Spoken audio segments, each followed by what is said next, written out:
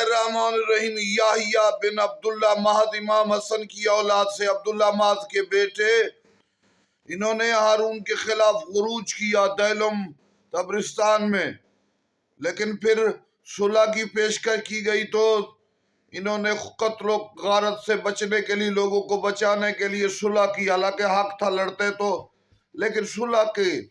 پھر انہیں امان نامہ دیا گیا، یہ بغداد آئے تو پھر ایک آدمی نے شکایت کر کے ان کو قتل کرانے کی کوشش کی، شہید کرانے کی کوشش کی۔ انہوں نے اس سے مبالغہ کیا، کیا بات ہے یحییٰ بن عبداللہ مسعود کے مبالغے میں وہ شخص ان کی بد دعا سے مر گیا، لیکن اس کے باوجود ہارون نے غداری کی، ہارون رشید نے، تو ان کا امان نامہ ختم کر کے زندان میں ان کو زہر دے کے شہید کیا گیا۔ یحییٰ بن عبداللہ محض کے آبا و اجداد صلح کر کے وعدے پر قائم رہے، لوگوں نے غداری کی۔ اسی طرح یحییٰ بھی اپنے دادا کے حوالے سے صلح کر کے امان نامے پر خاموش ہو گئے، لیکن ان سے بھی دھوکہ کر کے ان کو شہید کر دیا گیا۔ کیا عظمت یحییٰ بن عبداللہ محض کی!